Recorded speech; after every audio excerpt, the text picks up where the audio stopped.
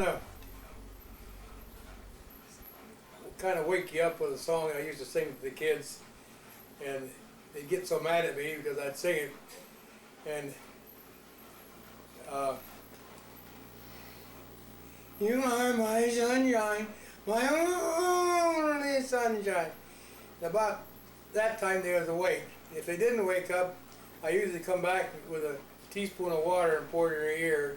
That always got a rise out of Dallas and says, "Darn it, Dad."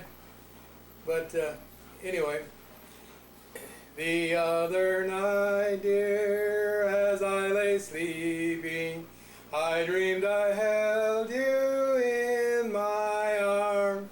But when I woke, dear, I was mistaken, and I hung my head and cried. You are my sunshine, my only sunshine. You make me happy when skies are gray. You never know, dear, how much I love you. Please don't take my sunshine away. I'll always love you and make you happy if you will only say the same. But if you leave me to love another, you'll regret it all someday. You are my sunshine, my only sunshine. You make me happy when skies are gray. You never know, dear, how much I love you. Please don't take my sunshine away. I've sang this song these songs to my kids and my grandkids and my great-grandkids and to Nancy's grandkids. I'll kind of go through a few of them. Coca-cha-luncha-luncha-lady, coca-cha-luncha-luncha-lay, coca-cha-luncha-luncha-lady, hi-oh-checka-cha-luncha-lay. Hokey-pokey-winky-wom, polly-me-coke and rolling con, hangery-rangery-chingery-ching, the king of the Cannibal Islands. Those two songs were songs that I learned when I was in grade school, back at Half Moon Lake. But then I added some more to it. The last one I've added to it is, I happened to think about it the other day, and it's, nobody loves me, everybody hates me, sitting in my garden eating worms, big fat juicy one, little round skinny one, oh how they wiggle, how they squirm. Maresy dotes and dozy dotes and little lambsy divey, a kiddly divey too, wouldn't you? Oh, maresy dotes and dozy dotes and little lambsy divey, a kiddly divey too, wouldn't you? If the words sound queer and funny to your ear, a little bit jumble and jivey, sing maresy dotes and dozy dotes and little lambsy divey. Oh, maresy dotes and dozy dotes, little lambsy divey, a kiddly divey too, wouldn't you? Oh, a kiddly divey too, wouldn't you? Let's see, what else did I sing Hokey Pokey? You did, didn't I? Yeah. I think some other one. Should kind of shut it off for a minute until I get thinking. Beely-um-bum-bum, beely-um-bum, here comes the man with the mandolin. Beely-um-bum-bum, beely-um-bum, he'll cheer you up till your ship comes in. Radio minstrel singing an old song, he comes around every afternoon. Beely-um-bum-bum, beely-um-bum, here comes the man with the mandolin. Here's another one. Chicory chick, chala chala, check-a-roll me in a banana can bollica wallika, can't you see? Chicory chick is me. I'm going to try to think back to some things that happened in my life. Nancy wanted to know what was the earliest I can go back and think of. Well, some neighbor kids come by. I was out, Dad and I were out in the field, and these kids walked across the back end of the field, and I run down to them and started talking with them, and they started walking. I went with them, and pretty soon we got probably a mile from home, walking across these fields, and I remember coming down by this creek, and when I come out of from the kind of the brush like, why, there was a car I recognized as Dad, and Dad was there, and he grabbed me and put me in the car, and when I got home, he pulled out the razor strap. I remember that real well. It kind of shook me up a little bit. Okay. Another time I remember was back in 1928, I believe it was. Dad had bought a new car, and he was, I think we had a thrashing machine, and he bought this thrashing machine and was out doing thrashing work for the neighbors somewhere where, and he had an accident with that car, and he brought it. They brought him. My uncle brought him home, and oh, he was a mess. I mean, his head was bandaged up all the way around it, just all bandaged. Apparently his head went through the windshield or something. That was before they had shatterproof glass. That windshield, I guess, cut him up pretty bad. He wasn't too bad cut up in the face, but his top of his head was cut real bad. And but anyhow, my uncle was there and was witnessing to him, and Dad was saved then. He'd been drinking, and he said he was racing the car to the corner, but I think he was seeing more than what he was actually there. But I remember my uncle had a garage in Grand Rapids, and he was the one that repaired that car. I can't imagine what it looked like when they said the telephone pole went through the windshield. But anyhow, that was probably about that time we started going to the church. And then I was saved shortly after that. I just got down beside my bed and got on my knees. I asked the Lord to save me and to come into my life. And I know I was saved, but it was about probably a year and a half later I made a public confession at a revival meeting in Kent City, Michigan. And I made a public confession of it then, but I wasn't baptized then.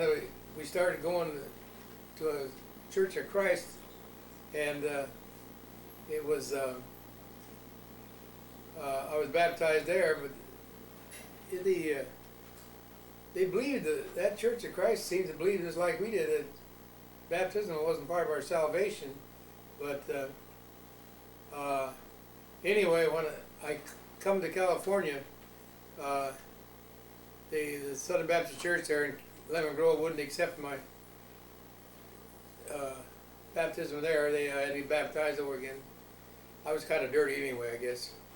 But anyhow, I was rebaptized in Linda Vista, I think, the church we went to. We didn't have baptismal in the church there in Lemon Grove at that time. And so I was baptized there.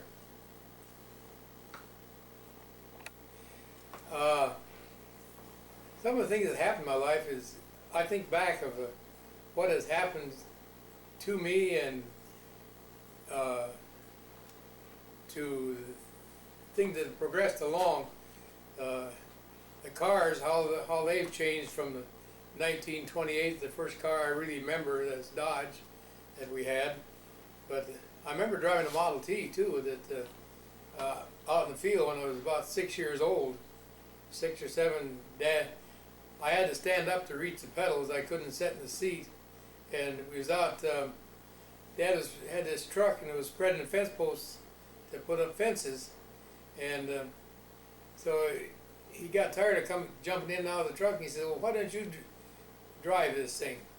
So he says, you can put the thing in neutral by pulling the emergency back about halfway, and then put it in neutral. And then all you had to do is, they had the one pedal when you stepped right straight down on it, and the first pedal to your left, well, you go into low gear.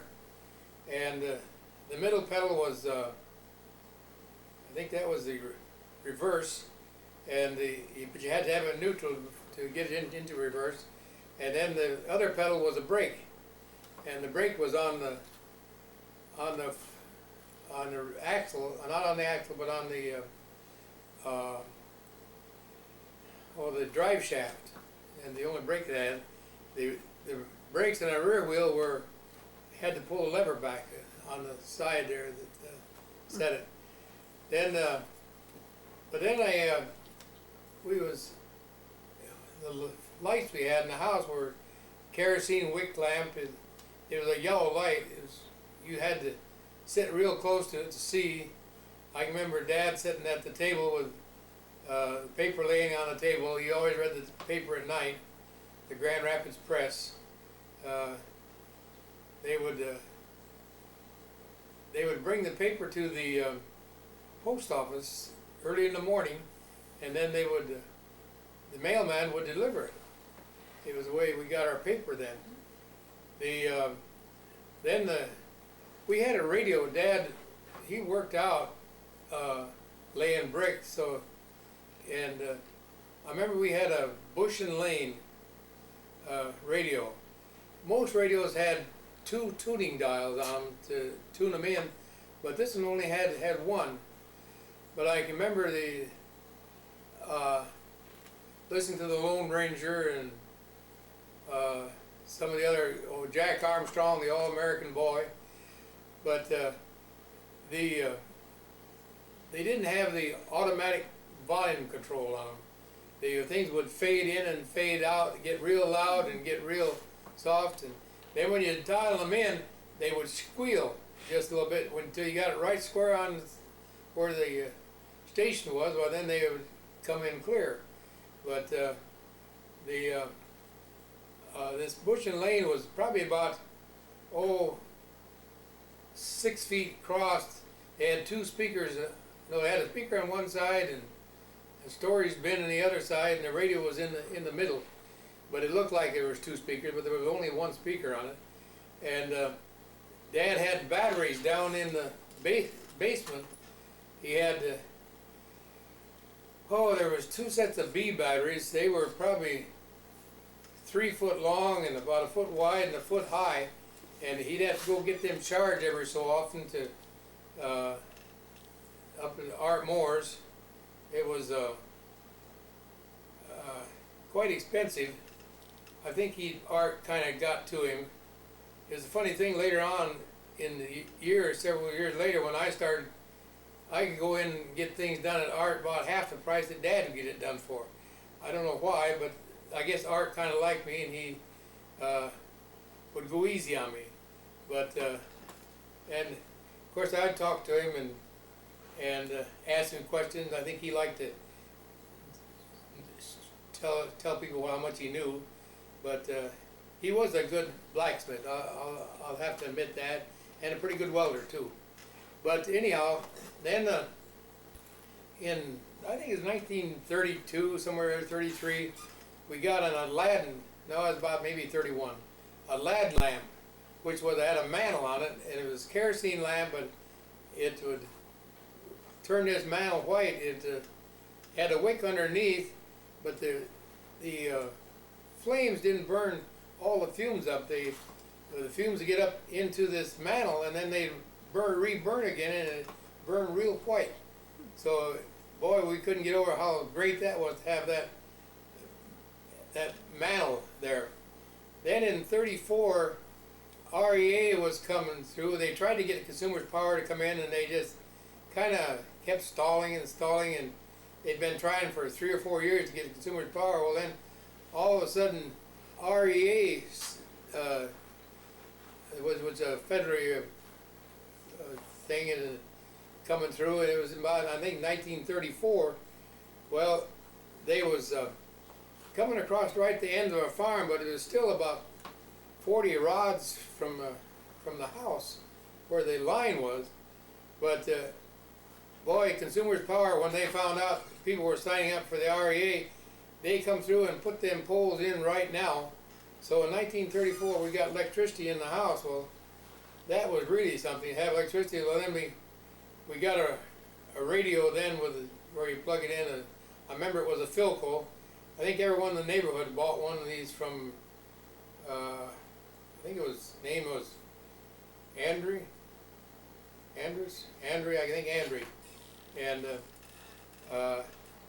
he'd come through. I think he sold everyone in the neighborhood one of these Philco radios that had tubes in it, but boy, it was quite an improvement. And they had a antenna. We had the antenna going from the windmill to the house. It was, and he had that lightning arresters on the thing, so in case the lightning struck the antenna, why it would go down in the ground instead of coming in and wrecking your set. Then getting back to radios, I remember that I used to look at these Popular Mechanics magazine. I just loved looking at them and doing things, and in there they had a plan for a pocket radio. Well, I decided I was going to try to make one. Well, I finally got enough money together to buy the parts. The biggest expense was the batteries. And then I had to solder the batteries together, connect them up or somehow so they would connect together. The tube was rated 1.5 volts, which was one battery to run the tube, but they put two batteries in parallel so you could last a little longer. And then you may have put a whole bunch of the little pen-light batteries together to have for the B battery. And I had to have earphones. But anyway, I got it to working, and it come out. It worked real good. Then I decided I wanted to add another tube, and so I took it all apart and rebuilt it, and took another tube section off from another plan and added to it. So I had 3 tubes, and I could use a speaker and for my radio. I had to buy the wire to make the coils for it and everything, and parts, but when I got together, it worked fine. And until one day I got the wires crossed up with a B battery and burned all my tubes up. And I couldn't afford to buy $3 it cost for the three tubes. $1 a tube was a lot of money back then, in around 34, 35, something like that. And I used to get together with Don Matson, and we'd talk radio. It was quite a deal. Okay, I'm going to go back to 28 again. Dad bought this John Deere tractor, the Model D, and it was I think they had a 1528, they call it. It was the size of it, 15 horsepower on the drawbar and 28 on the pulley, the way they rated them in those days. And I remember him. I'd go out and we'd disc the field, and I'd go out and he'd get a couple rounds around the outside, so I wouldn't get tangled up in the fences. I guess he didn't trust me that far, but to turn that thing, I had a steering knob on it, and I had to take both hands. 'Cause I was only 7 years old and would drive that tractor, and it had a hand clutch on it, so he released the pressure on the clutch, so it was easier to push in and out. So it wouldn't be quite so hard to push in and out, and so I could stop it and go. And I had to stand up to drive it. I couldn't sit in the seat. I was too small. But I'd stand there and go out and disc that field.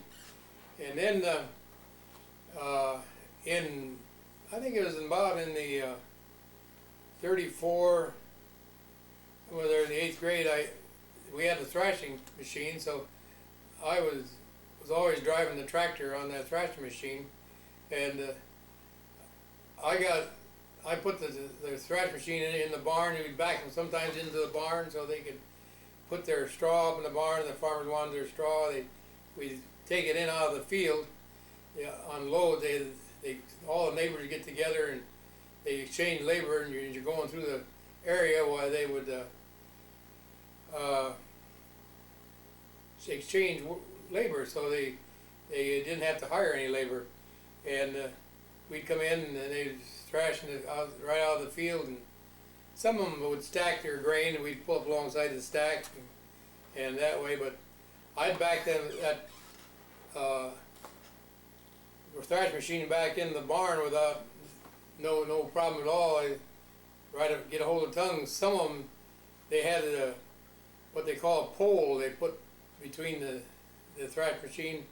They had a place on the front of the thrash machine so you fasten this pole to, and on the front of the tractor you could fasten the pole to. But I always fastened right to the tongue, and I could swing the tractor either way and back the thing right in. They didn't have to steer it in. Most of them, I guess they didn't know what to do or something. The tractor drivers, they'd mess up and couldn't get the thing in right. But I always got it in, but just backing it in right with the tractor. And then I'd line up the belt and get the thing all hooked up and ready to go. But then in 1939, we had horses when we'd cultivate with horses, and we sold the horses and bought this Model V John Deere tractor. The neighbor said, "Boy, you want to have this clean of corn." They always remarked how clean our corn was from weeds and stuff because of the way we cultivated. But after I got the tractor, it took me all day on this one field to cultivate the corn with the horses. And after the corn got up with the tractor, I could do it in an hour and 30 minutes. The same field, and it did a better job than what I could do with the horses. So it didn't take long. I remember we had we had about the first rubber tire tractor around there. All of them had steel wheels. They didn't figure rubber tires would be any good. But anyhow, I remember a kid got on with me. I was cultivating to ride with me around the tractor, and he seen this stone. Well, when you had lugs on the tractor, you'd hit that stone and you'd bound, because it hit the stone and bound up, and he raised up so it wouldn't jar him as much. And with the rubber tires, just rolled over. He couldn't get over it. He said, "Man, that was simple." He said, "I'm not used to that." And but anyhow, that John Deere tractor, I could do a lot with it, and so I was kind of born and raised on tractors. But we sold the farm. We had a 60-acre farm. We sold it and bought a 120-acre farm because we had to rent out land around to kind of have enough land to work on. And but the tractor, the funny thing about that tractor, there was a pin on the reverse lever that threw it back into low range. But I took the cover off and broke that pin off so I could get it into two gears. I get it in the high-speed gear in reverse. So if I was just driving with a tractor alone and wanted to get there in a hurry, I'd put it in reverse and drive it backwards, because I go about 3 or 4 miles faster in reverse. And one day I pulled a boo-boo. I was always going out, when I get to a hill, I'd coast down the hill, throw it out of gear and coast so you get some more speed. I want to do it faster.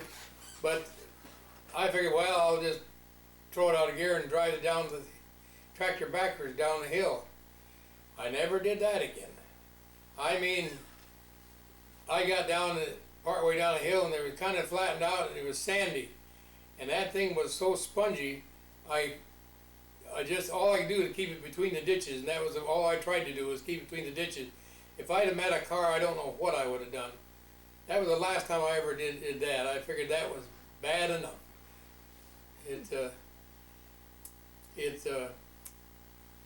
Shut the thing off. I remember another time I was over to Uncle Bill's. We decided that we had a corn binder, and we went over there and cut corn for him, and I'd cut the corn in the day, and I got done, and the evening, and so then I was coming home, and I had this '39 Ford I was driving, and back then they graded the roads every so often. They'd push it first one way and then the other way, so you had a wide side on one side and just a little narrow with this ridge on the other side. So I broke over this hill, and here coming up this road, on my side of the road, was this guy in a pickup, and I swung to the ditch on one side to miss him, and I had an idea who it was, but it was so quick I didn't have time to really, and he never did stop. But there was a big tree in the ditch I was in, so I figured, well, I'll get back in the road again. I finally got back in the road, and the car had a soft tire in the back, and I figured if I get straightened up before I got in the ditch on the other side, I wouldn't roll it. And I got into the ditch on the other side, and I hit a boulder about that high, and it flipped the car end for end, and it back on its wheels again, and just got back on its wheels when it hit another boulder in that ditch, and I raised up on its end and dropped over on the side, and the door came open while I was going around. But I just had a little bruise on my forehead, because when I started to go, I just wrapped myself into that steering wheel, and my forehead rubbed on the steering wheel, and that was the only danger I had. But I drove the car home, but it was a mess, and so we got it fixed. But that was during the war, so you couldn't buy a car. You had to try and keep your car running that you had. Same way with the tires. You couldn't buy tires then. You had to get something from the government to be able to buy a tire, and we didn't rate a tire for that car. So you could buy it, if you could find a used tire, well, that's what you got. But I remember Dad put reliners in the tires. Well, when you put reliners in it, they chafe the tube. So, but Dad got around that. He put 60 pounds of air in it. And so it's just like riding on rim, straight rim. It was pretty hard riding. The only cushion you had was what was in the springs. But they fixed that car up, and Dad wrecked the thing in '45, and then it was completely totaled. They couldn't fix it again. That was the end of it. Another thing in the war was we had stamps. We had gas stamps. You had an A stamp, a B stamp, a C stamp. A stamp, everybody got an A stamp, but boy, that wasn't much gas. You didn't do much driving if you had an A stamp. You barely would have enough to go to town and get your groceries once a week, and you had to last three months. These stamps did. They said the reason they did the gas stamp, there was plenty of gas, but there wasn't the rubber available, and so they rationed the gas to control the amount of rubber that was used on the tires. The A's, if you had to drive a little more because of work or something, you might get a B stamp, and if you had further to drive, well, you got a C stamp. Well, then they had the T stamp, which was a truck stamp. If you got truck stamps, you could get all the gas you needed for the truck to haul the stuff you needed to haul. And we had a truck on the farm, so we had a T stamp. And then they had an R stamp for the tractors. Well, you could get all the R stamps you really needed, and we'd always you never turn the stamps back in, because if you turn them back in, well, they wouldn't give you as much the next time. So we would, the gas man, when he delivered the gas, I just asked him, can you use some stamps? He says, sure. So whatever stamps, when the period, 3-month period was up, I just give him the rest of the stamps, so I'd have more, I wouldn't have any stamps left. And then we had sugar stamps. Sugar was a shortage because I think they used it for alcohol or something, and this was something to do with explosive. I don't know what it had to do with it, but they used sugar quite a bit, and this was hard, and this was kind of a bad situation because we canned everything, and we was always running short on sugar. So when the war, and it's coming out with stamps, I remember Dad went down and bought 100 pounds of sugar, so we'd have plenty of sugar, and we'd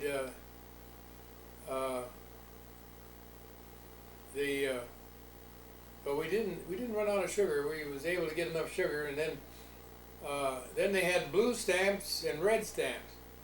The people lived in town, they buy the canned food, they buy them with blue stamps, and every different things had different amounts of rating on them, how much stamps it took to buy this or buy that, besides the cash.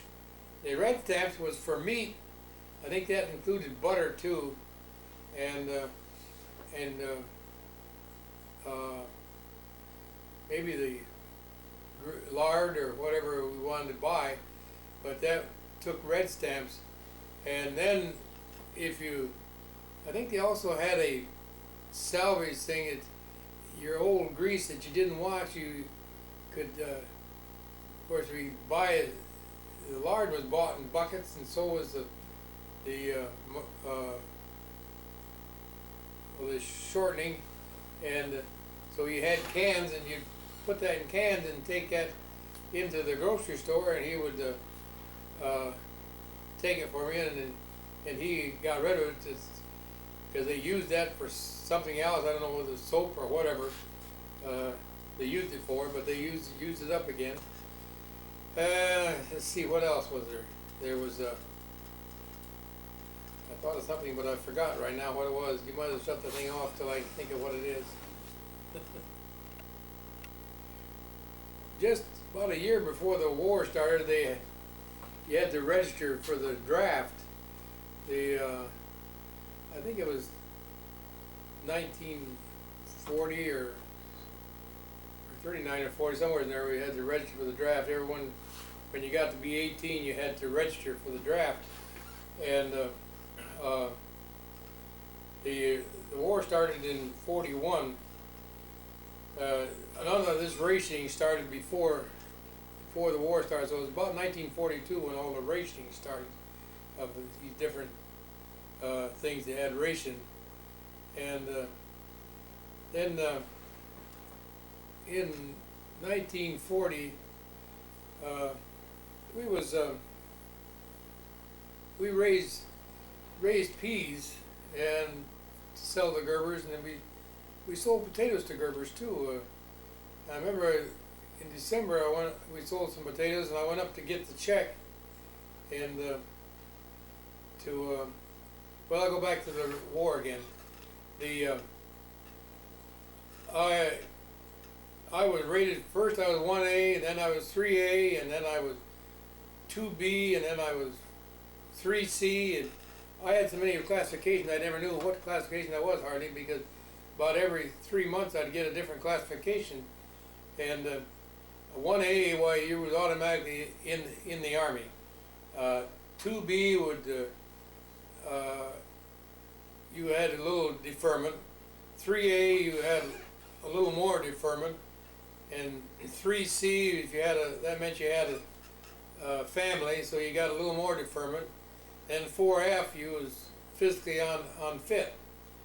But my classification kept changing. But I was on the farming, so most of the time my classification was 3C. Is that after I was married? It was. I remember it was 2B to begin with, 2A or something like that, because I was on the farm, and no, 2C probably. Probably it was a 2C, and then in 1945, no, I guess yeah, the spring of 40, about in January of 45, they took everybody down, farmers and all. Everybody was down there. We went to Detroit to register. We had to get our physical. Well, I remember Ernie Bull and we call him Peter, as Floyd, I think they call him now. Floyd was, they both were 4F. Floyd passed out in the line, and Ernie had varicose veins, so they didn't take him.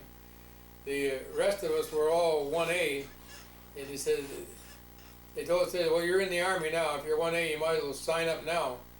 Well, none of us signed up, but we went back home. But on the way down there, oh, what a mess. They was riding this bus, and these guys were drinking beer. I mean, beer was on the floor and everything. It smelled like a brewery inside that bus. They'd spilled a bottle. Someone got so drunk that you couldn't stand it. They couldn't stand up or couldn't drink a bottle of beer. They were spilling it. And then we stopped at this gas station to kind of relieve ourselves, especially those guys that had been drinking the beer. And I don't know, this one guy got clobbered over the head, and they had to call the police, and then they fined the bus driver because he was letting them drink beer on the bus, and really it wasn't his fault because the guys were drinking beer, but because they just brought it on and carried it in, figured they could get away with it. I guess they were just going to be a carefree bunch. And so when we got off the bus, we took up a collection for him to help him pay his fine. But this one guy got knocked over the head. He never did get to because they took him to the hospital. Apparently he'd been in Detroit before, right? I was just outside Detroit where we stopped, and someone knew him and clobbered him for some reason or other. But that was it. Well, then in 1940, I'm going back now. In 40, I started telling you about selling potatoes to Gerber's, and I stopped on the way back from Gerber's in Newaygo, and Iris was working there in the I think a 5 and 10 cent store, what it was then. That's what they called them, a 5 and 10. And she was just about lunchtime, so she was going home to lunch. I went home with her, and so while I was there, I got up enough nerve to ask her to make sure that's light enough, and to go roller skating with me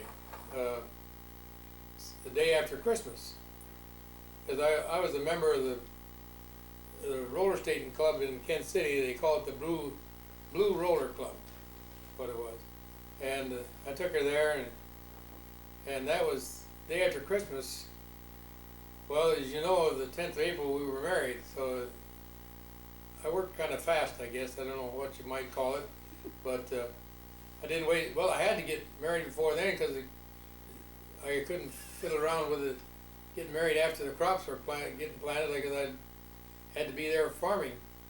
And so that farming got kind of put behind just a little bit, not much, but just a little bit. I should have been working on the farming, but anyway. And we lived in the front part of the house, where my folks' house. So they had they had a little porch on the front of the house that's enclosed, and we got a little kerosene stove to cook on, and there was a chimney in the front part of the house, so we had an oil heater that heated our porch. We had just two rooms, a bedroom and this big, what they call it a parlor then, but it was separated from the rest of the house. We never heated that part of the house in the wintertime anyway, because it took too much heat. One while mentioning on heat, I'm going to go back and say while we heated our house. The house was heated with a furnace that you stood on that had just one register in the dining room, and it was upstairs. It had a two-story house. We used coal, and then Dad would cut up the apple trees because we wasn't using the apples anyway, and so it was huge trees. Now they have small trees because they're easier to pick. Well, them trees were probably 20 feet high. It was hard to get up in the top of the trees to pick the apples anyway, and if you didn't have the right equipment, you couldn't keep them sprayed. It was getting wormy, and so anyway, and we didn't have the good varieties to sell. I think there was a Northern Spy, and there was a Strawberry, and a Sweet Bow, and the Duchess, which was a sour apple. You couldn't eat it by hand. It was just a good pie apple. And they had Tallman Sweets, which were pretty good to eat. And then they had a russet apple, but it had a russet skin. It looked like it was scabby, but it made good cider. We had two of them. They had another one called the Shiawassee, I think it was called. And I think that was about all the different kinds it had. But the Sweet Bow was one of the early apples that got ready in August.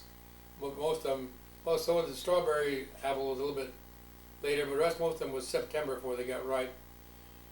But where was I at when I left the, you remember? With Iris? Oh, about Iris, yeah.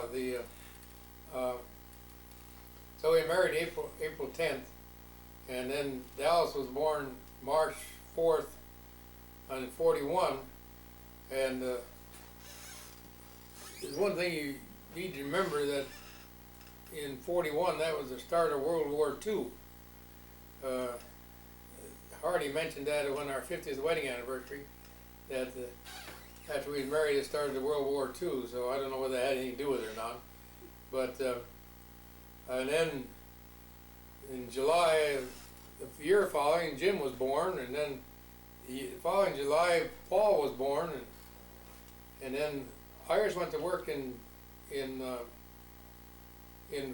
after Paul was born. She went to work in Muskegon at Continental Motors, and Lois was working there already. And I worked there in the winter times, and I told Lois, she was looking for a job. I said, why don't you put in at Continental Motors? And said they're going to hire some women, I hear. So she went down and she got hired, and she got in the best department there was. It was Department 50, which was rated the highest paying department they had their piecework was higher rated than the other places, and so they were able to get more money in that department. I don't know why, but it's kind of the way the union had set it up, has made it kind of bad for some of them that had gotten the bad departments. But anyway, she got in the good department. Iris went down there, was driving a forklift. I hope she didn't go to sleep any time when she was driving that. And but then there was, and of course, 46, the war ended. 45, I mean, 45, the war ended, and that last year on the farm, boy, we had a rough time. Our pea crop, we raised peas, and usually that was our main cash crop, and that paid the taxes and the payment on the farm, payment on it, and we only got usually we'd get $1,200 or more on the pea crop every year. Well, that year we only got $89. It was a bad year, so we didn't make any money there at all. And I'd worked out, and she'd worked out, and when the war ended, I decided that was a good time to just get out of farming and try something different. Moved to California. I remember we went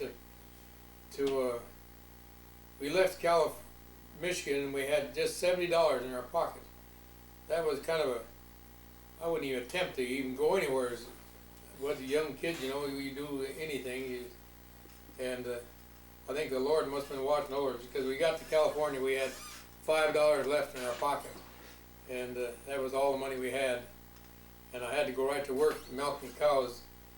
Oh, that was a job.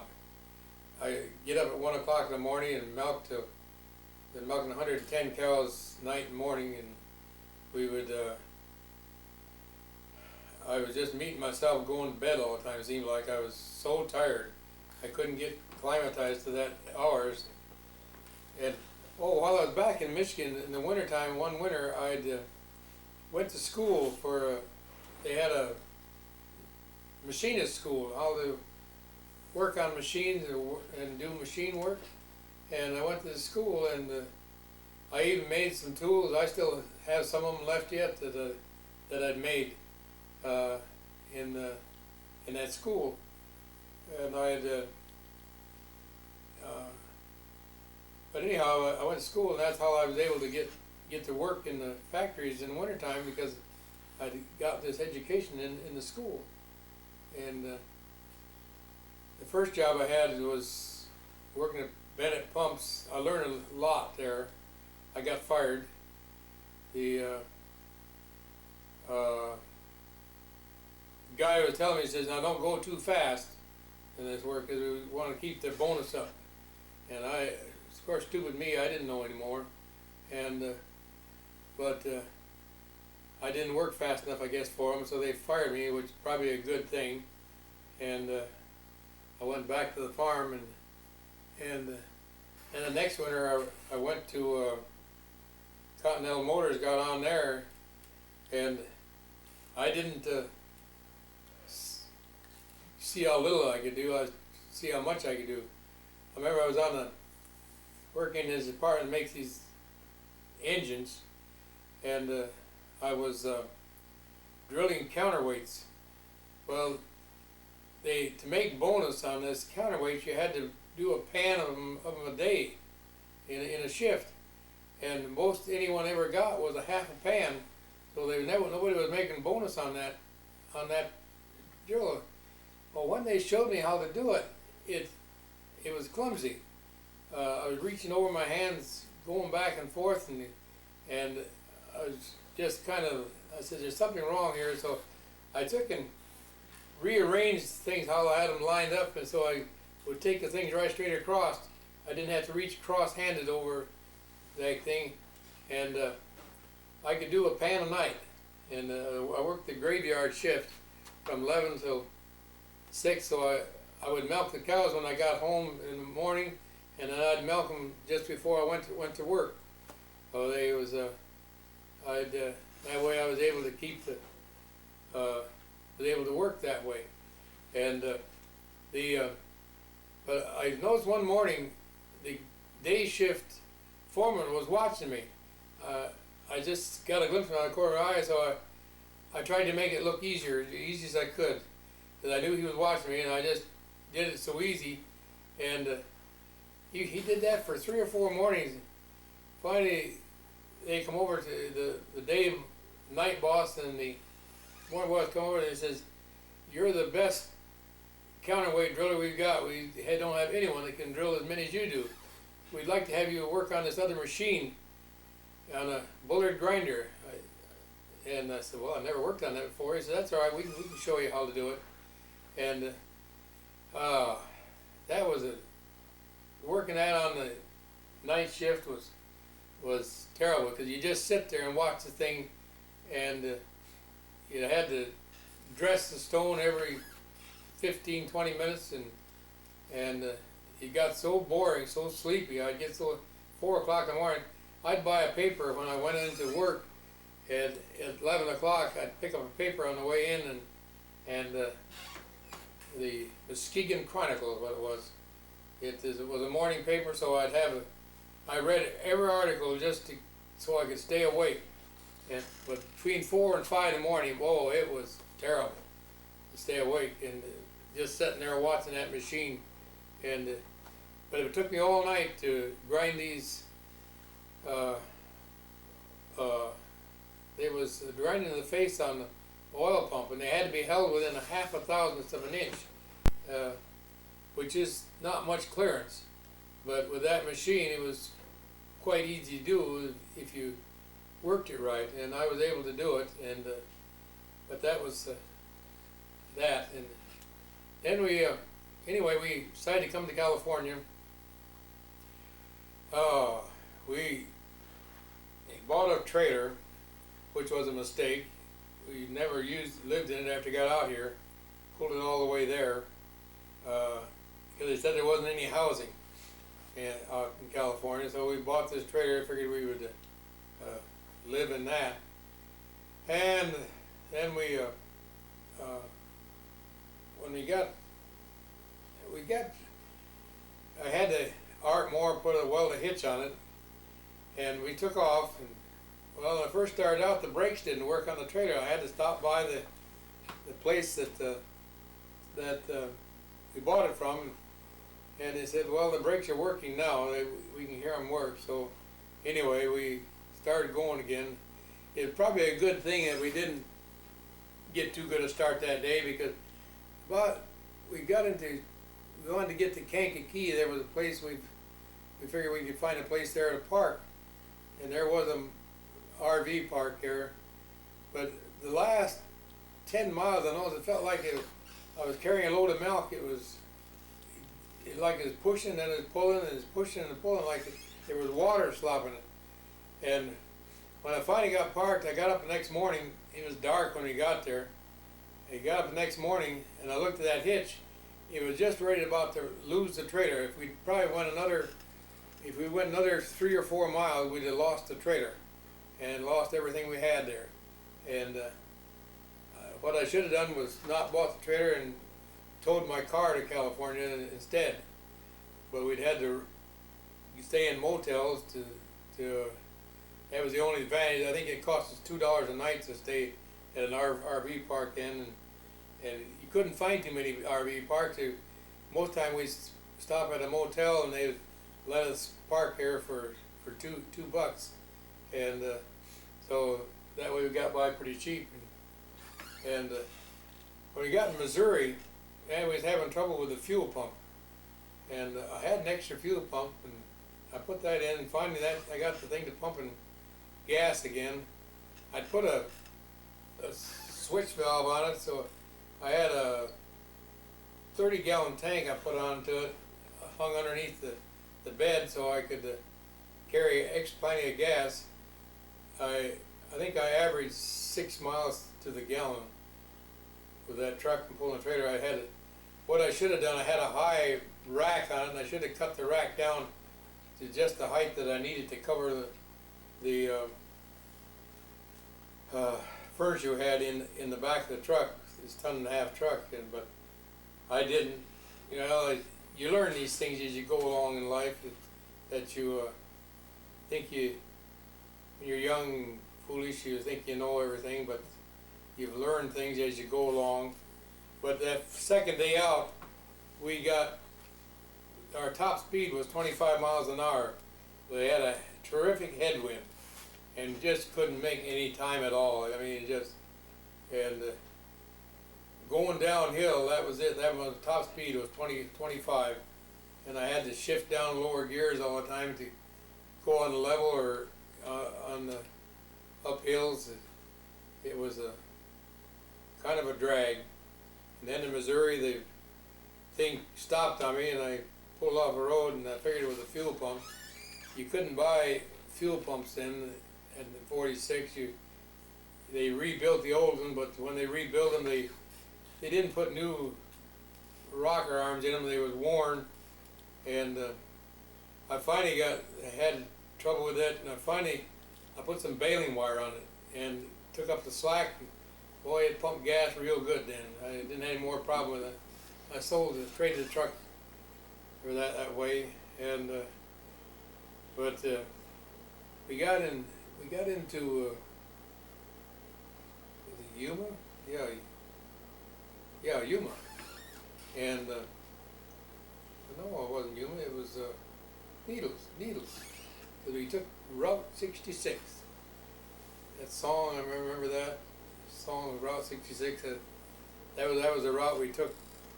We detoured off of 66 once in Missouri and took, I think it was 666. It said it was the shortest way to Springfield, or something like that. I know it said it was shorter than 66, so we took that. And but that was the only time we got off 66 all the way to Yuma. And then at Yuma, at Needles, we cut south down to maybe it was Yuma, and we thought it was shorter and we'd be better road, be all right. We took the road up to Julian. That was a mistake. We put the thing in first gear, and you could walk alongside the truck. The truck went that slow. It was after dark. All you could see off the side was nothing, just dark hole. And of course, Irish had never been out and driving along these canyon roads and stuff like that. And she was kind of worried about it. And I told her it's probably a good thing you couldn't see. And the funny thing that happened was we got one day Iris got sick.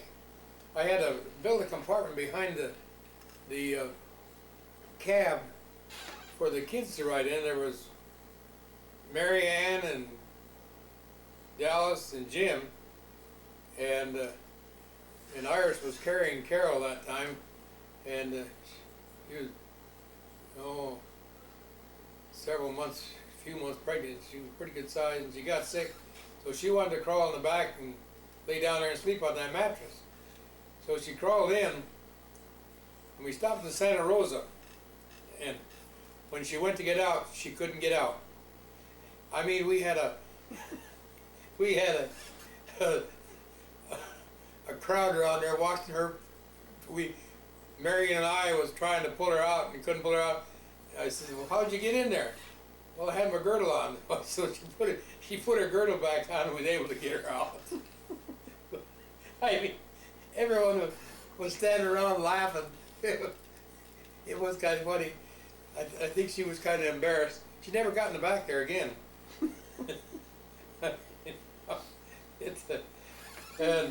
But I remember coming it was in April. We left there the 12th of April, and we got in California the 20th of April. It took us eight days to get that far. And I remember coming into El Cajon Valley. I said, "What is that smell? It's so nice." Mary says, "That's orange blossom." The oranges were in full bloom, and that valley just was, that orange blossom perfume was really something. I just really enjoyed that. It was so nice. And then we got there at Irish's folks about 10 o'clock. Yeah, I told you I had a job milking cows when I first got to California. I did that for 2 weeks, and I happened to look in the paper, and they wanted to work as a machinist at the conveyor. So I went down and interviewed and got the job, and I worked there for 11 months, and I was 1 month short of getting a vacation, and they laid a whole bunch of people off. So I was out of a job, and I went over to North Island and put in an application there, and they said I could go to work there. Well, then but you had to ride the ferry across the bay to get to North Island, so I didn't like that idea so much. And then I just got home, and the guy Jim Mulder in the feed store called and said he wanted a man to work for him in the feed store. So I went down and interviewed here and went to work there. I worked there for a year for him, and then he sold the feed store to Jim Morgan. What was his first name? I don't know. I may think of it later, but anyway, I worked for him, and then this fellow that's buying feed there wanted to sell his chickens out, the chicken ranch, and sell his chickens, and I think he wanted $3,500 for them or something like that, and and they was paying off about $1,500. You know, the first month I bought them, after I bought them, I'd made $1,500 after the feed and everything, and then things went sour. The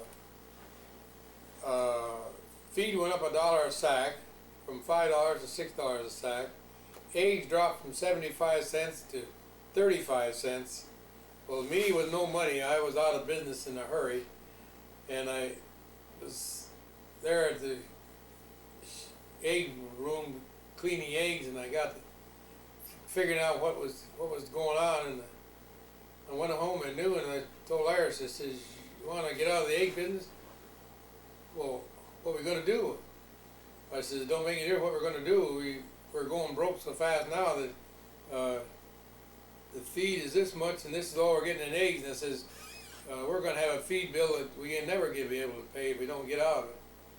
So the guy had just been there to pick up my culled chickens. I could spot a chicken that wasn't laying clear across the hen house. They were sneaky. When the chicken wasn't laying, they were running, darting in and out, and trying to stay out of the way of everything. And I got so I could pick them chickens out by just looking at them. And anyway, he said, "Well, I just there and picked up your chickens." "Well, he said, "Yeah, I know it, but I got some more." "How many?" I says, "About 2,000. He said, "Oh, I can't handle that many." I said, "How fast can you handle them?" "Oh, I don't know. I can take a bunch at a time." I said, "Well, come and get them as fast as you can." And so he started selling them. I sold the chickens, and luckily they was the Leghorns. I could get $1.25 a piece for them. Most areas, if you get 50 cents a piece for them, is all. But stewing hens were pretty high at that time. It was about the highest price they had been in ages. And so I was able to sell out, and I had 400 pullets, young chickens, and I couldn't get rid of them right away. But about 2 weeks later, I got them sold, and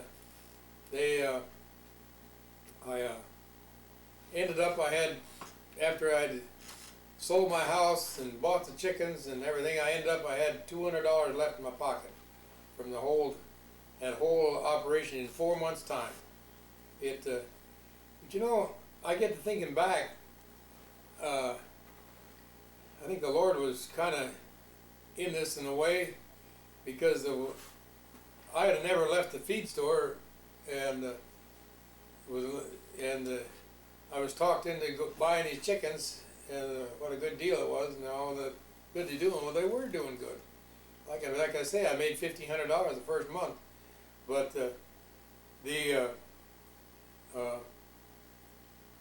I'd have probably stayed in the feed store and wouldn't look for another job or get paid more money until I got forced into something. And then when I got out of the chickens, I had no place to go. I was living on $25 a week with unemployment. It was all I could. That's what they was paying then. I had $50 a month rent, so we was living on $50, and I had this old beat up '39 Chevrolet is what I had for a car. It wasn't much of a car, and then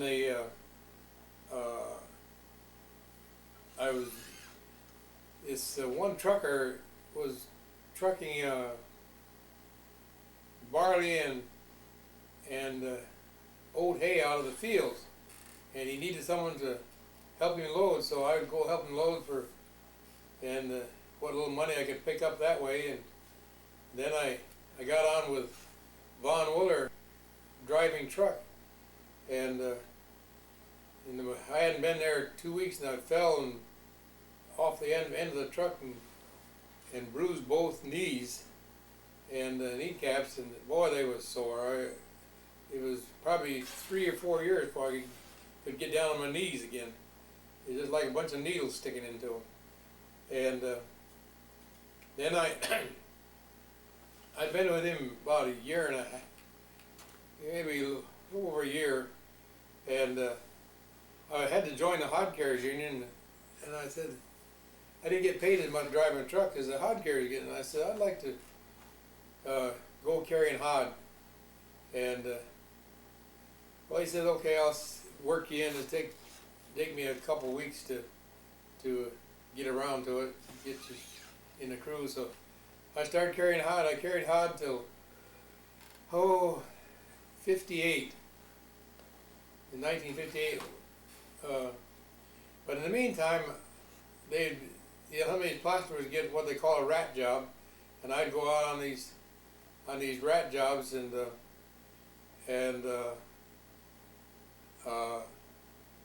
carry hod for them. And sometimes there would be only one plaster, and I didn't have nothing to do but stand around watching. So I'd pick up his tools, and while he was using the derby, I'd pick up his tools and go in the closets and do the closets for him. Because nobody liked to do the closets, and that's because they was hard to do, and so I'd go in and do the closet, which really gave me a lot of experience on using tools, because you had to learn to use tools to be in the closet, because if you didn't, you was covered from mud from one end to the other. And then it got so that this guy I worked with quite often, he says, why don't you get you a set of tools? So I went and bought me hawk and trowel and tools, and I'd have them with me, and I started plastering on these jobs. And the boss come one day, he says, I hear you're pretty good at plastering. Oh, I said, I get by. And he says, if I buy your card for you, will you go up to Sacramento and run work? I says, yeah. And so that's how I become a plasterer. But hod carrying was easier. Someone would say hod carrying is hard, but it's easier than plastering. I'll tell you that right now. When you're pushing that trowel all day long, that was a tough deal. Well, when I got up here, I was taking care of two jobs, doing the payroll. I had to get the payroll on Wednesday night after work from the foremans, and I'd go to work on that payroll, and sometimes it was 2 o'clock in the morning before I'd get it done. And in order to write the checks, I had to have everything balanced out. And what was the worst thing to find was a penny or two mistake in the thing somewhere down the line.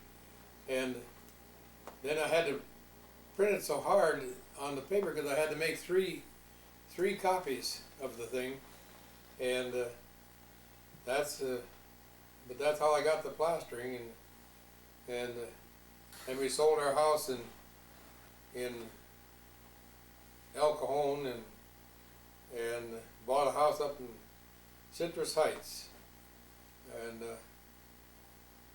so that was, and then the property across the road was for sale, and it's only $4,400 they wanted for the two parcels, or $2,400 for one. They cut it in half and make one parcel, and so I bought both parcels and to build a house on one, and in my spare time I'd built two houses down in one in Lemon Grove and one in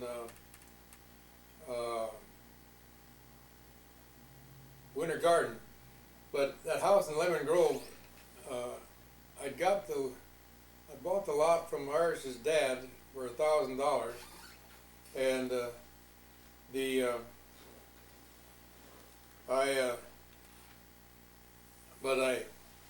I didn't, the first house I ever built, I didn't have any idea how to do it, and this boss of mine says, well, you can do it. I said, I know you can. Well, man, I don't know a thing about it. Well, I said, where am I going to get the material? Well, he says, he arranged that. He went to the lumber dealer, and lumber dealer said, yeah, he would sell me, hold me, but I couldn't get a loan because I hadn't been working for the Bob that long, and and not being working in, never built a house before. Why, I couldn't get a construction loan to build it. So he said he'd carry me, and then the guy in the hardware store said he'd carry me for the electrical and all the hardware I needed. So I got all that material that way, and I think the cement that time was $12 a yard, and like now it's about $100 a yard. And then I built the forms, and this guy pouring the concrete, he should have known more than what he did there. He poured all that concrete in one spot, and the next thing you know, my forms were floating. And I said, shut her off, I can't go any further. So I had to tear the forms down and then dig off that concrete to get it to straightened up, and then I had to rebuild the form because it pulled them all out of shape when it lifted them, and it was quite a mess. And of course that held me up about 2 weeks before I could get back to pouring again. But I learned something, and I wouldn't let them pour all in one spot like that. I let him pour here and pour there and the cement trucks then were only three yards. This was back in 40, I think it's 1950. It was 49 or 50, somewhere in there. And so they wasn't too big, and it was on a side hill, but he was able to back in there and get the. But I built the house. It was three bedrooms and 1.5 bath. And I did all the work myself, built the cabinets, and I stopped there a year ago, and they're still using the same cabinets. I was so surprised that there are still the same cabinets that I built back then. And the guy says he wanted to know if my ears were burning here this last year, and I says, well, no, why? He says, I was calling you every name possible. He said, you didn't put any steel in anything. I said, didn't require it. They didn't ask for steel in those days. And I said, that's the way they did it then. He says, yeah, well, I had to jack the house up and put steel in it. Except, I said, I bet you didn't put steel in this one wall here. He says, no. He says, that was solid. I said, that wall is 2 foot thick. Where it was up against the bank. But everything was the same inside that it was when I built it. He hadn't changed the thing, only they'd added one room on the back, and then the garage that was there, they made that into a room, so they had a apartment downstairs. They made an apartment downstairs with it. Then I built a house in Winter Gardens, which I learned a lot from my house in Lemon Grove, because it's on a side hill and below the road, which are hard to sell. And I learned a lot about getting the design. The realtor I had, it was crazy. Everyone, 2 or 3 realtors tried to sell it and couldn't sell it. And this guy coming by, and he says, I think I can sell your place. And if you do a few things that I tell you to do, and he had me just peel the grass off from the side of the driveway to make it look wider, and he put a stone on the corner so you could see where the edge of the driveway was, and he had me build a sheep fence around the place, and board fence, and put some shutters on, and he'd come by. He'd have an open house on Sunday, and Monday he'd come by. Morning I'd wake up, and there he was out in front of the house, waiting for me to get up. I'd go out and see what he wanted, and he'd tell me what to do. I put bigger posts on the front of the porch, and I put shutters up, and he planted flowers, and I put a little short retaining wall across the front, and I got some dirt and put in behind the retaining wall, and then he planted it with geraniums, and I never had a guy work so hard, and he used up the full 90 days on the thing. I says, it's yours. I said, you've done more work here, and I've got more actions that you did. And about another month, he sold it. And so the next house I built was on level ground. It wasn't on the side hill like that. And shut it off. I missed one thing when I was going I'm trying to do this in chronological order, but I'm getting kind of out of order. I forgot that after we got in California, Carol was born in October. She said I was never home on her birthday. Well, it's because she's born on hunting season. She rains the wrong time for her to be born.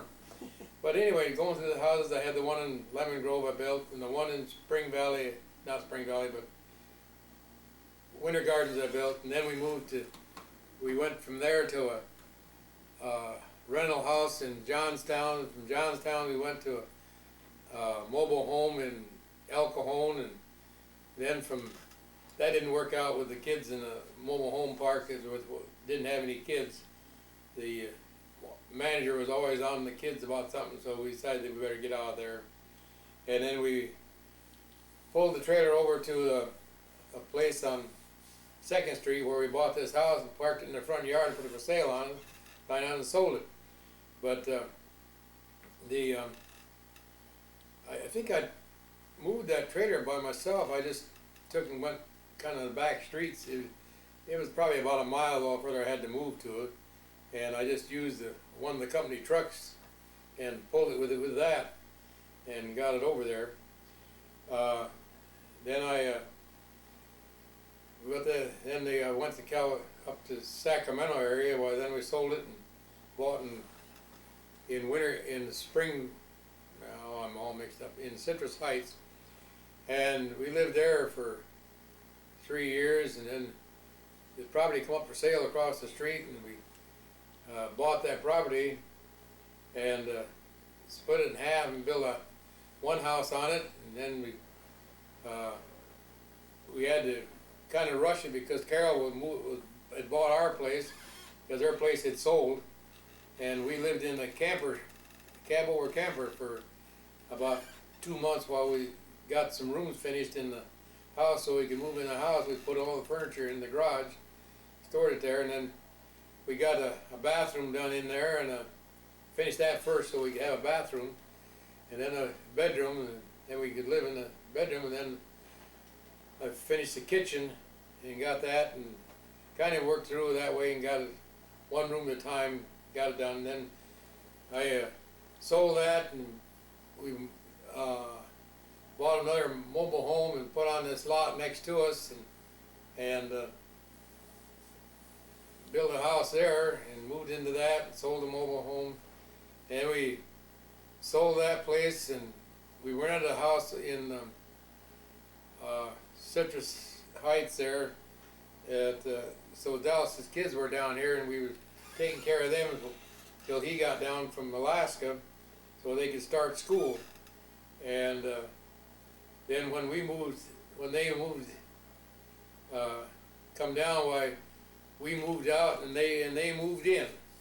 And we bought another mobile home, put up on the property on Old Ranch Road, and we owned this mobile home, and Fred and Marion had bought the property next to us, and so they lived in the trailer, and we cooked together in the mobile home. And then we finally moved into the house and sold that and bought another mobile home, put on the property in Silver Lode, and built a house and sold a mobile home, and then I sold that house and bought a house in Rescue on Ponderosa Road, and I remodeled that, added a family room and a garage that I could park my RV in, and then I get a bigger RV and it wouldn't fit in it. So that's, I was kind of out of it there. Then we bought a property in Galt, but we had that fifth wheel then, so we just lived in the fifth wheel while we were building. And I built the garage there first so I could store my furniture. We put our furniture in storage and went traveling for a couple months, and then come back, started the house. I'd had the well put in and the septic tank put in while we were gone, so I could start right to work on it and get things going. And then I sold that, and well, we bought a mobile, bigger fifth wheel, and when I was in South Dakota, and we went to living in the fifth wheel. And he made a cover for the fifth wheel down in Galt, and rented out the house. And then we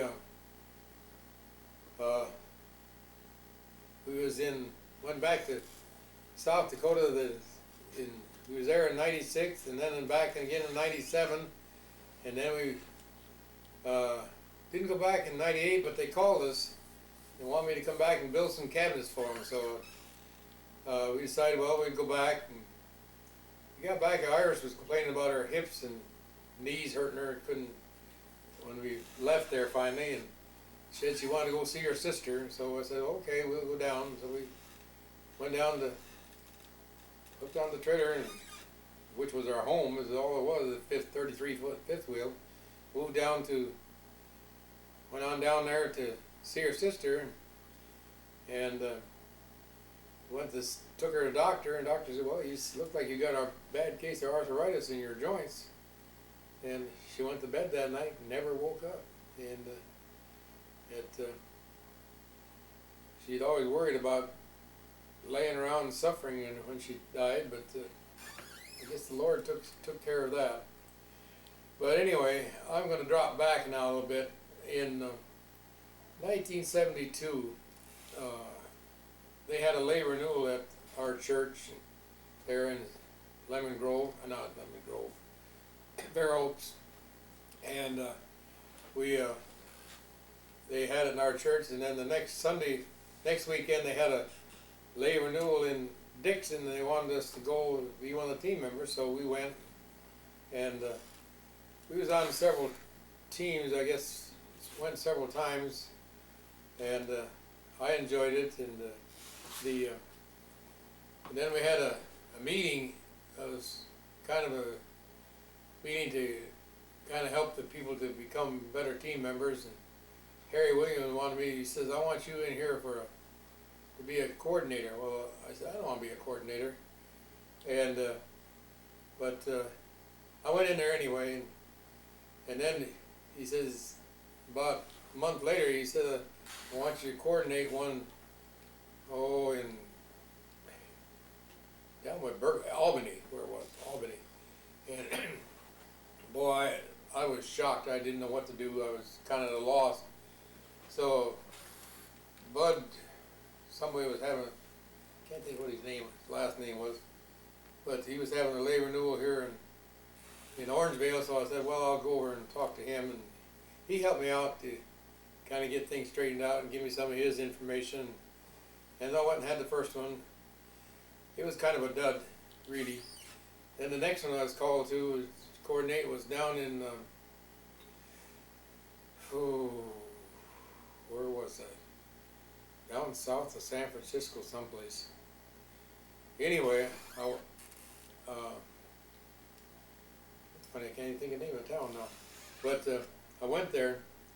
I think that was, I never had such an experience in all my life as it was there. On Saturday night, we have a planned program, but on Saturday night, things all broke loose. The Holy Spirit just got there and really started working, and one of the team members was saved, and one of the team members dedicated his life to whatever service the Lord wanted to be in, and it was just such a shock, you know. Everything. I learned one thing right there: when you're at a lay renewal meeting, hang loose, because you never know what's going to happen. If the Holy Spirit takes a hold of people, the things that really happen.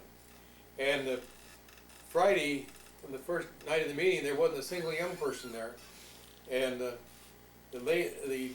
coordinator, the director on the youth, got on the phone and started calling all the young people And then Saturday night there wasn't any there Saturday morning, but Saturday night there was 4 young people there, and Sunday morning 4 of the young people were saved, and had come, and 4 had joined by letter.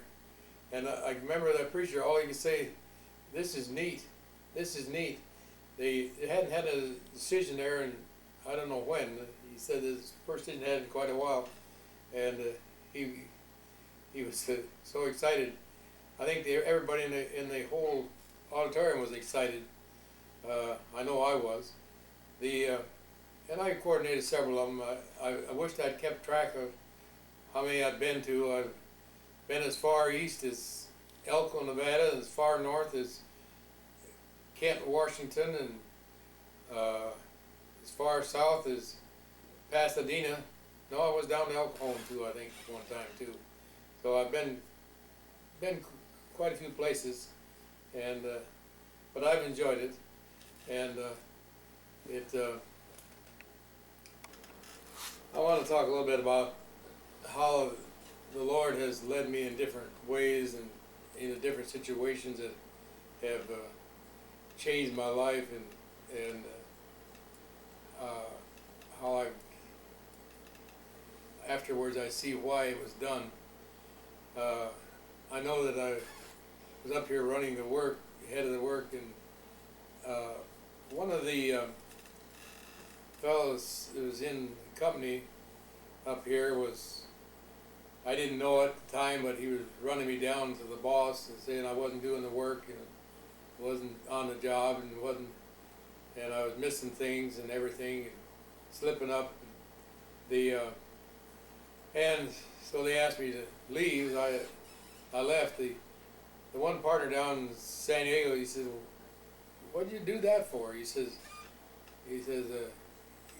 "We spent all that money on getting him trained, and then you lay him off by what someone's saying." He says, he didn't like it.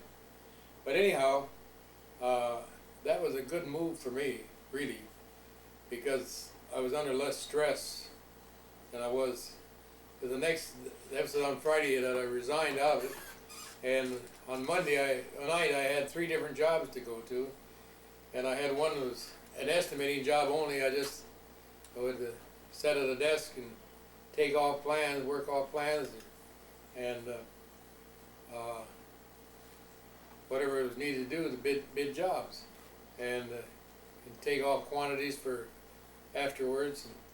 And I was with Precision Lasting for 7 years, and then this painting contractor wanted me to figure painting. Well, I said, I don't know anything about painting. I never figured painting, but I thought, well, there might be an opportunity there to learn something else, and I was in the down at the exchange. So, but the reason he wanted me was because I could figure steel, the surfaces of the steel. Most everybody couldn't read the blueprints on the structural steel, because a lot of times structural steel had to be painted, and if you didn't know how to figure it, you was kind of at a loss, because I had to figure steel for the plasters, because they sprayed on the insulation, the fireproof insulation on those metal structures and stuff, and you had to know how to get the surfaces off, how much quantities needed. So that's how I got started in painting. Well, while I was doing the painting job, working for the painting contractor, there was a fellow in the exchange down there that had classes that would for getting your licenses, and he said, I need an estimating tape on how to figure painting and lath and plaster. He wanted to know if I would help him, would make a video for him. So I said, sure. So after work, I spent, I think, about 4 or 5 nights doing this video, and finally I got the video done, and he said, "What do you want?" I said, "Well, I'd like to take your course for the exam, and we'll call it square." He said, "Okay." So that's what I done. But he started showing that video, and he said, "You did a real good job in that video." He says the people that really enjoy that video, they said they learn a lot on that video because you had a sense of humor that you come along, and every once in a while they kind of laugh, and the things you'd say, you'd throw at them, you kind of relaxed them, and they took the tension off. But he says that they really liked that video. So I was kind of pleased about that. But anyway, Dallas was coming down from Alaska, and I thought, well, we'll start.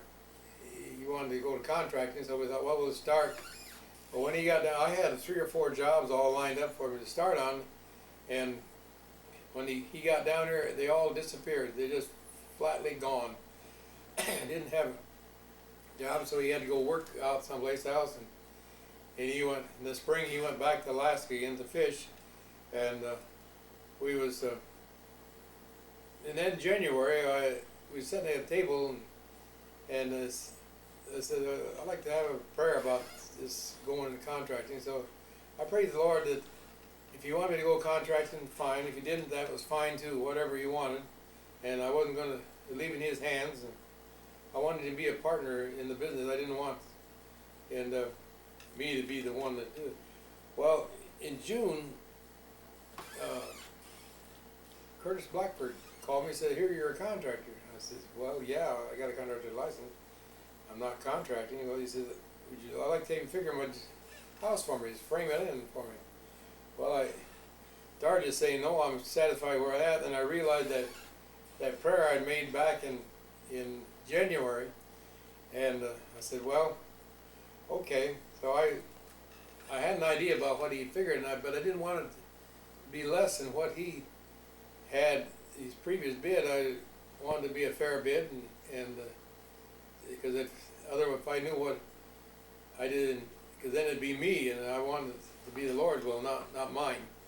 And I gave him the bid, and a week later he says, "Well, when can you start?" Well, I was in shock, and I'm 57 years old, and start something new.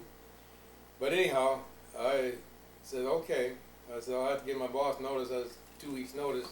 He was kind of unhappy with me that I doing that, but I kind of smoothed it over a little bit. But I said, well, if you got some, it says Dick can take care of the estimating. I said, but if you got some steel jobs you want figured, I'll come back and figure them for you. And I think I said I'd charge him $15 an hour to take the plans off. So that's kind of satisfied him. And then we got a job in Woodland.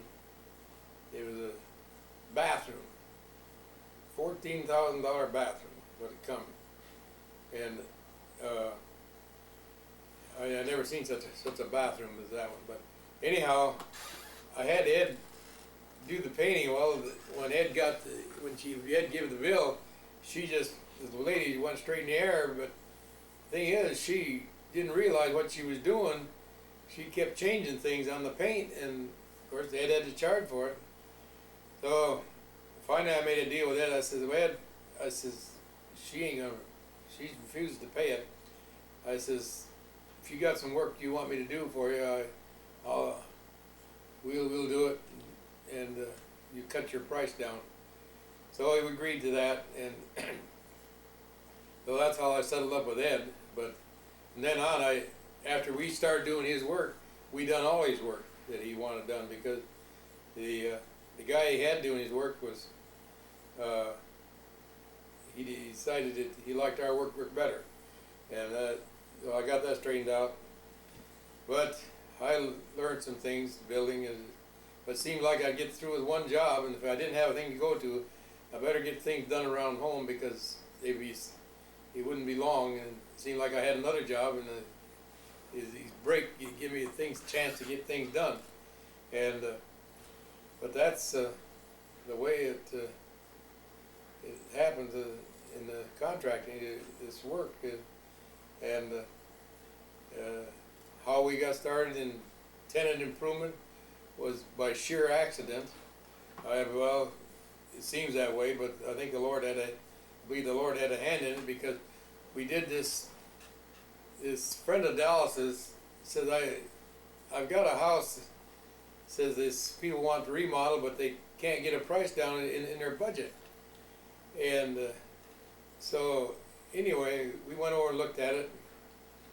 We come up with a price, and I said, to get that, he told me what they could loan the people and how much they could loan them. And I said, well, if they take care of the carpet and the painting of that, I says, we can do it for that price. And he said, well, let me talk to him. So he went back and he says, yeah, they'll go for that. So I drew the plans for him, and we went ahead and did it. And that's how we. And then while he was there in his office, his loan company, he said, well, why don't you figure my office? We're going to remodel it. Well, we didn't know where to hardly even start.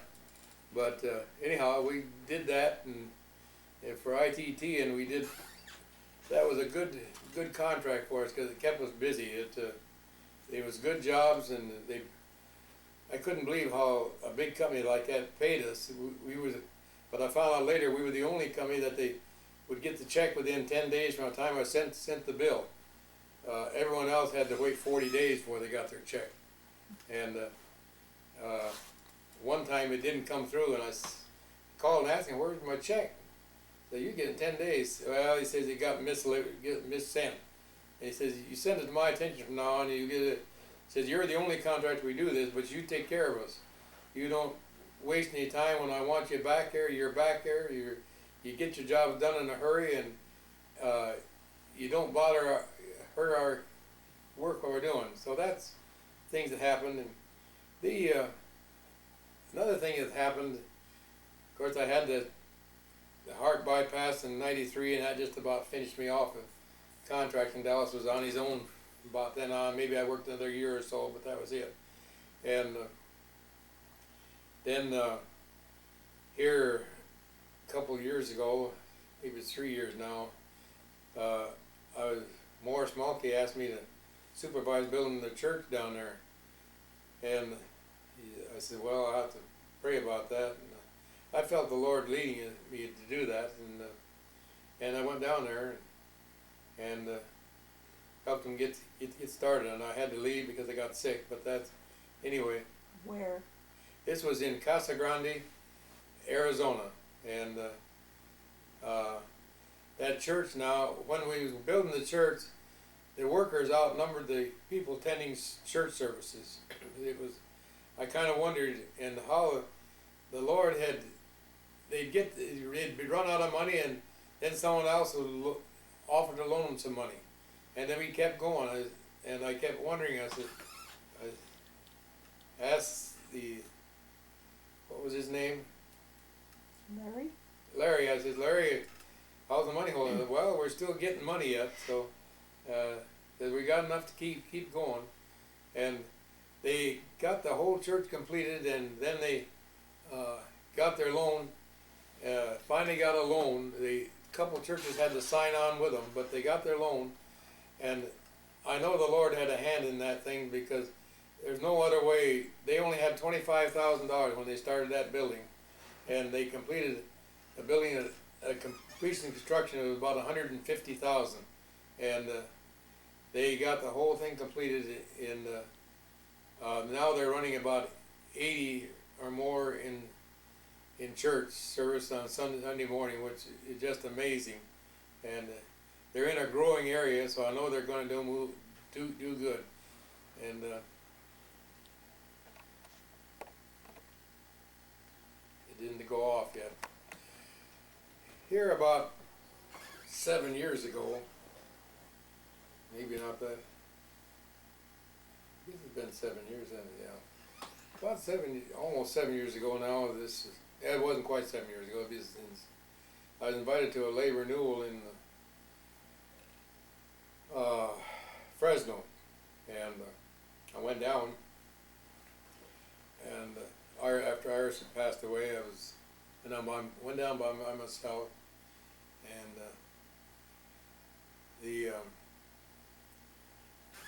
Nancy was there at the lay renewal. Well, I'll go back a little further.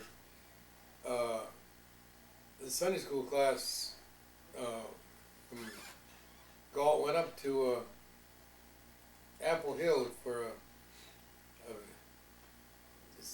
in the fall to get some apples and stuff, and I went up for apple pie.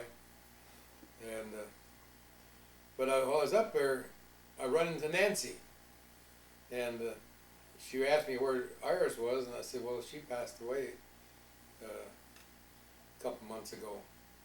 And she started crying, and I said, and I told her about it, how it was.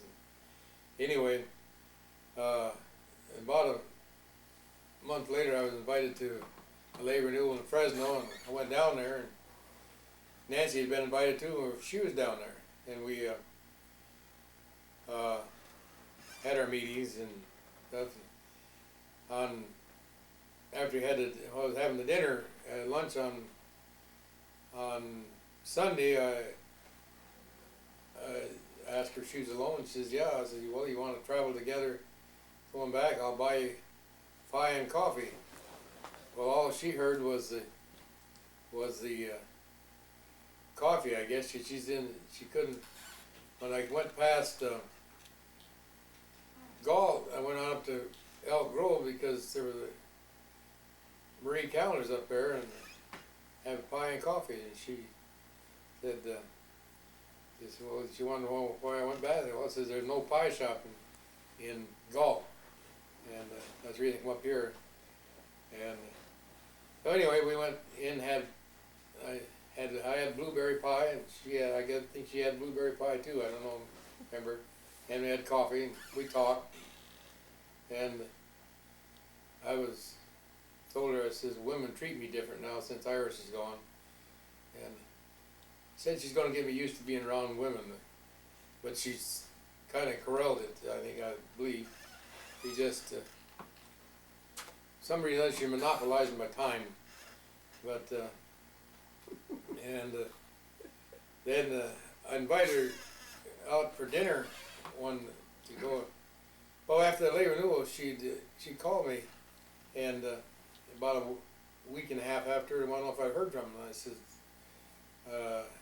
I wasn't home, but she left a message on the machine, and I called her back, and I said, no, I haven't heard. I haven't heard a thing. And while I was talking to her, I said, well, how about going out for dinner some night?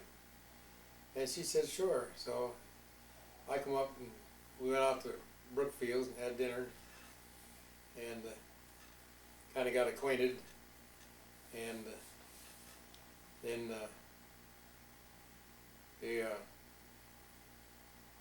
I invited her out for dinner again. Later, I invited her out, and she said, well, I can't go. They're having a Christmas party that night at the church, and I need to go to that. Well, she invited me to that Christmas party. Well, I said, sure, I'll go. I think I kind of surprised her that I'd go to her Christmas party. And but when she walked in with me beside her, I think every mouth dropped open in the church, because they'd never seen her with a strange man before. I think it kind of floored her. And so anyhow, that's and then another thing that happened is kind of funny. They up at Plaster Heights, they was kind of worried about me running out with another woman. They said, I wonder who in the world he's going with. And finally, Mary was talking to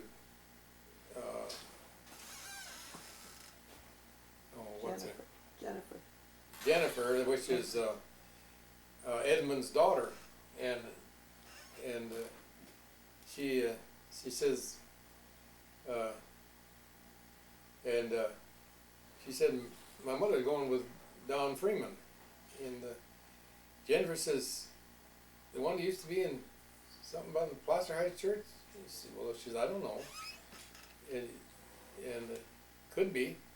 And so she called her mother, and her mother says, when they went to church the next Sunday, she says, I know who Don Freeman's going with now. She said, you don't need to worry about it. Yeah, she was probably corral him. No, she didn't say that. But anyhow, that. But it was kind of. I think they was all kind of surprised at Placer Heights. I mean at Fairvale. But it's been good. We've had a good time together, and I've enjoyed my life, and I'm glad she's been part of it. I hope she can say the same. And I'm so thankful I was able to get this house finished up here last year, and before the shape I am now, I couldn't even begin to do it now. I just get exhausted at least a little bit I do. But I thank the Lord for the things He's given unto me, and for the life I've had a good life. It's had its ups and downs, but it's been more up than down, and I've been able to enjoy things that I never dreamed I'd ever be able to enjoy. Back when I was on the farm in Michigan, I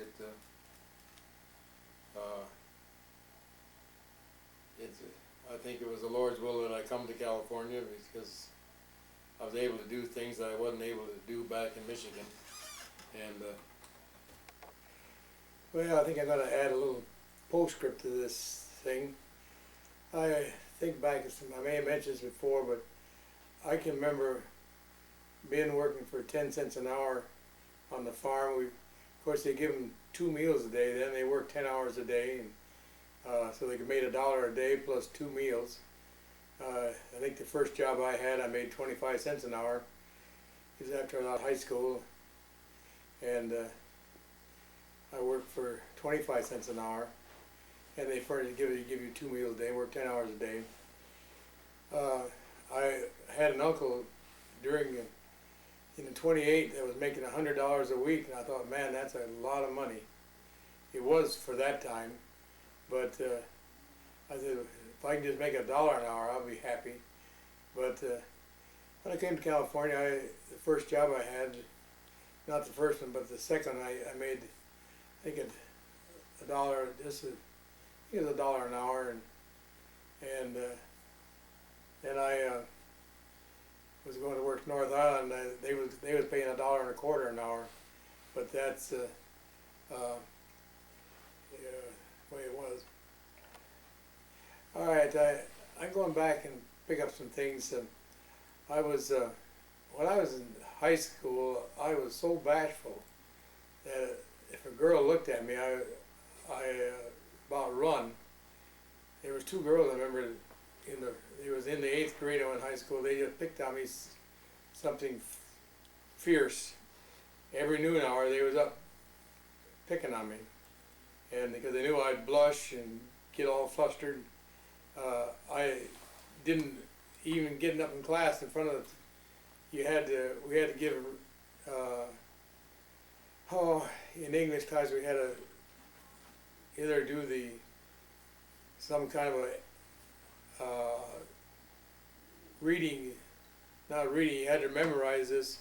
One was the Gettysburg Address, one thing, you had to get up and do it. I just memorized it, went through it real fast and sat down. That was all I wanted to do. I didn't want to, and it took me quite a while to get over that fear of being in front of people. I still can't speak good. Things I want to say, and I never can remember to say them, even now. But it doesn't bother me to get in front of people and talk to them. But it's been a slow process of me getting able to even share my testimony was a problem, but I've got over that, and I think it was in church we had training unit here, and that was a thing that probably got me over more than anything else, was helping me to get in front of people. But if I had a little difficult part for some reason I wasn't there that night, I'd find a reason how I wouldn't want to be there to give them a part. But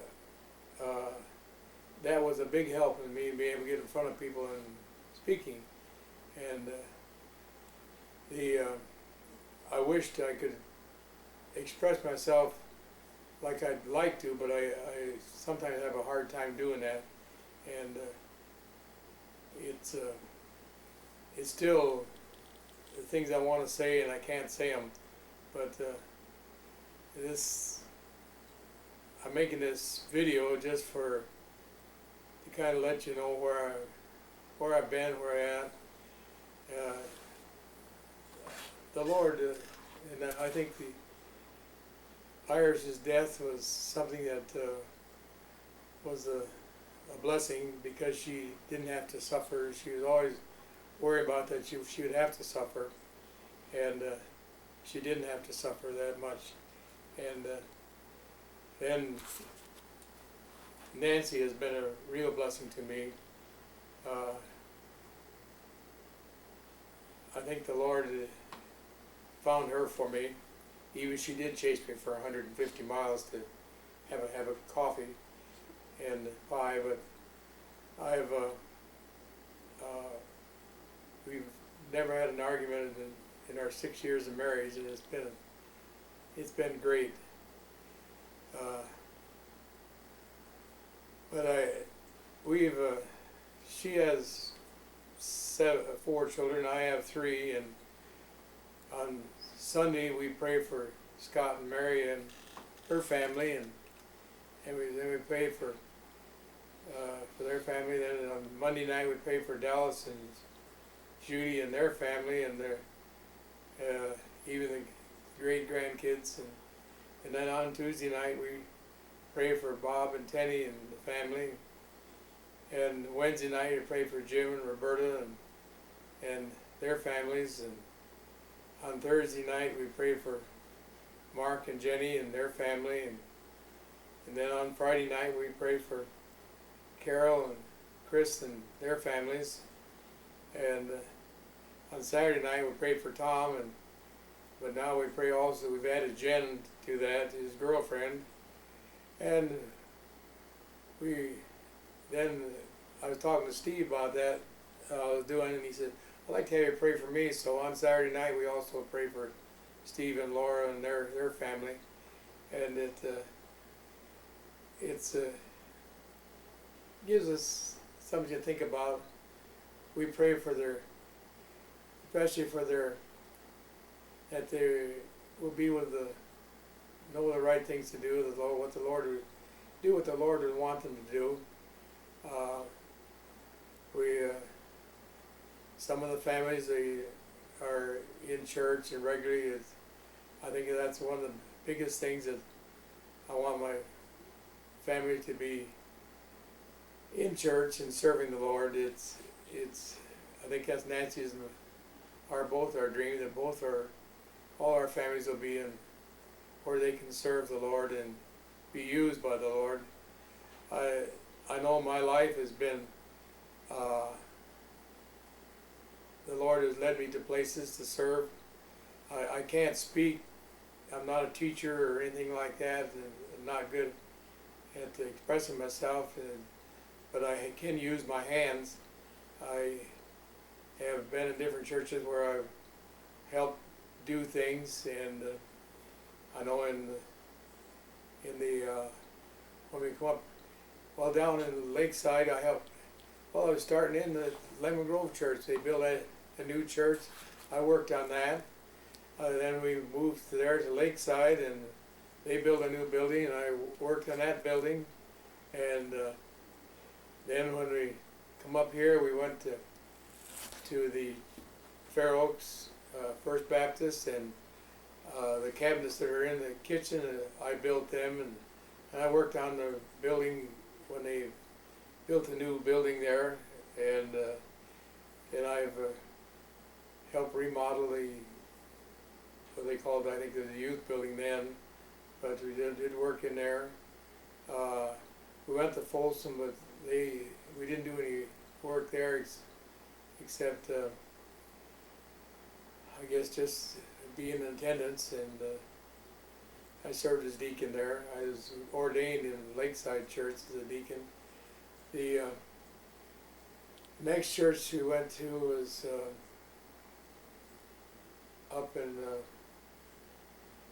well, we went back to, from Folsom we went back to First Baptist. Oh, in between there was a missionary Baptist church, and Iris served as the director of their daycare center. Then we went to Placer Heights, and I worked in different things. I think I was a plumbing specialist up there, because the pipes, I remember one time, froze up, and we had water all over the church and everything, and I worked on soldering the pipes up, and another pipe blew apart in the parsonage, and it just was some things that just happened that I was a handyman. I went down to Galt from there, and they remodeled the nursery, and they drew the plans, but the plan didn't tell me what all the problems I had. We had some roof we had to support that we had to make plan it afterwards, and I thank the Lord that He gave me wisdom to know what to do. This was another thing where I think the Lord led us there for that reason. And all these have been things that in my life have led up to. I think the biggest thing I did was when I was asked to come and supervise a church in Arizona, and building that church, and I really enjoyed that. And, I wish I could do more of it, but my health now is not so I can do anything. I'm lucky to even walk to the bathroom and back, I guess you might say. I get winded doing the little light things. I have to walk slow. But I don't know what the Lord has in plans for me, but whatever it is, I'm ready. What if the Lord wants to take me home now, that's fine. But if He's got something else to do, I'm sure He'll arrange for me to get better again where I can do things. And I think the biggest thing in my life would be to see my family, each one a member of my family, which is getting pretty good size now that they be in a church serving. And I think I'll conclude this now. That's the end of it.